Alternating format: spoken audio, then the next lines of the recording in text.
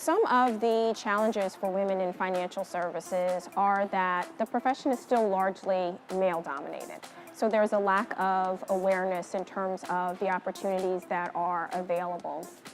Additionally, there are a number of unconscious biases that still exist in terms of this being a profession for men and really understanding what an advisor does on a day-to-day basis. So there needs to be a broader awareness. We need to also expand the face of what a financial advisor looks like so that they see that there are a number of opportunities for increased diversity in the profession.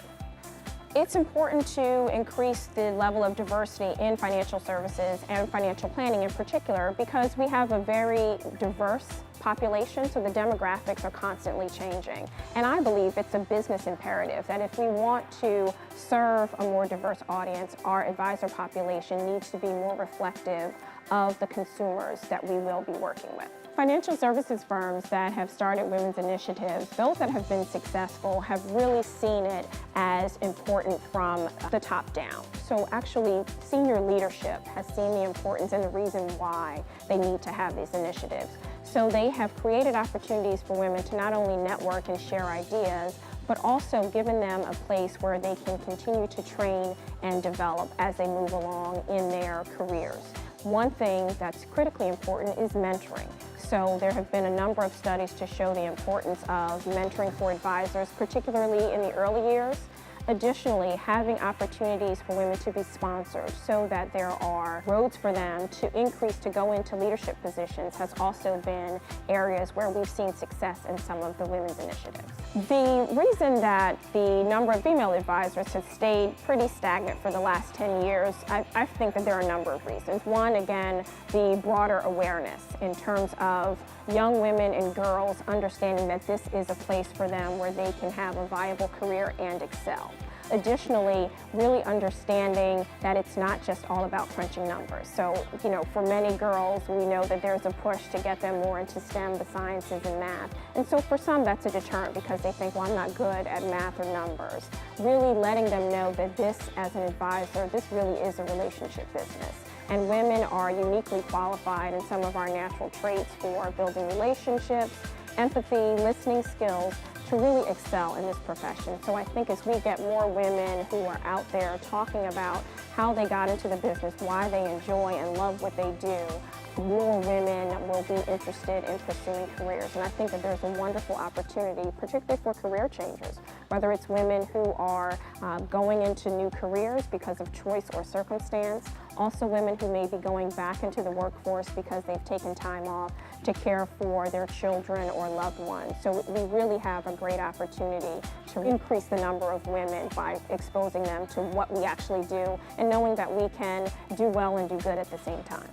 In order for this dynamic to change, I think it has to be an industry or profession-wide initiative. It's great that companies have started their own initiatives, but for it to really take hold and really see a change in moving the needle, I think more companies have to come together and say, we're going to do this, and have particular objectives. So things that get measured get done. And so if we set a stated goal that we want to see a particular increase in a certain number of years and really track and monitor that we can come together as an industry to see that change. Similar to what the NFL did with the Rooney Rule. So for all open management positions as well as head coaching positions, they have to have at least one minority candidate who applies. So those types of things need to be put in place. Now, while it's not perfect, it is something, it's a start. And then as we continue to grow and develop and make changes to those objectives, we'll see the change coming along. But if the industry can come together and say, we feel that this is important, then I think we'll see change happen more quickly. Ideally, I would say that over the next 10 to 15 years, we should really begin to see a huge increase in the number of women who are getting into this profession and staying. I think what the industry has done, we do a good job of recruiting, but where we fall short is in that retention and training. So that's where we really need to step up our efforts and make sure that when women come in, they see this as a place where they can stay, not just rotate out because the corporate culture has not been supportive of what they've been doing.